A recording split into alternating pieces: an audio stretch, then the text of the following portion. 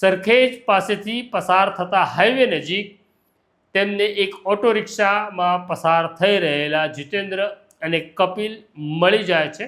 તેમને police station લાવવામાં આવે છે અને પોલીસની ત્રીજી આંખ ખુલે તે પહેલાં તે આખી ઘટનાની કબૂલાત કરે છે.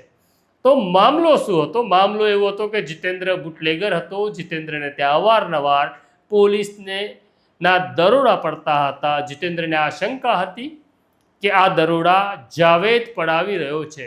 જાવેદ સિપાઈ સરખેજમાં રહેતો હતો, ઓટો રિક્ષા ચલાવતો હતો, પણ જાવેદ ઉપર શંકા હતી કે તે જ ગડબડ કરી રહ્યો છે. એટલે જીતેન્દ્રએ નક્કી કર્યું કે હવે આનો ખેલ તમામ કરવો છે.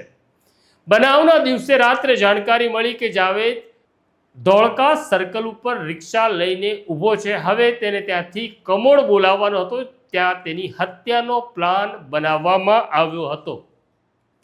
પણ તે ધોળકાથી કમોડ આવે શું કામ? એટલે પછી ત્યાં આગળ કપિલને મોકલવામાં આવે છે અને કપિલ જાવેદને કહે છે મારે કમોડ ગામ જવું છે, પરંતુ જાવેદ કમોડ આવવાની ના પાડે છે.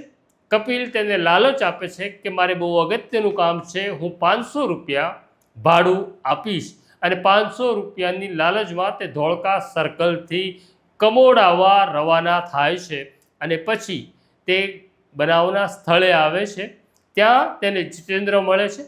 જીતેન્દ્રએ તેનો પ્લાન બનાવ્યો છે. તેની આશંકા જાવેદને જરા પણ નહોતી. તે તેને કહે છે નદીના પટમાં થોડું કામ છે, ચલાવીએ. બંને સાથે જાય છે અને ત્યાં જ એની છાતીમાં જોરથી ચાકુ ઘૂસેડી દે છે. ત્યાં તેનું મોત નીપજે છે. અને પછી તેની લાશનો નિકાલ કરવા માટે પહેલાં લાકડાથી લાશ સળગાવે છે, પણ લાકડાથી લાશ સળગતી નથી. એટલે ડીઝલ લાવવામાં આવે છે અને ડીઝલ છાંટી દીધા પછી જાવેદની રિક્ષા હતી તેને બનાવથી 30 કિલોમીટર દૂર લઈ જવામાં આવે છે. ત્યાં રિક્ષા પણ સળગાવી દેવામાં આવે છે. નંબર પ્લેટ તોડી નદીમાં ફેંકી દેવામાં આવે છે.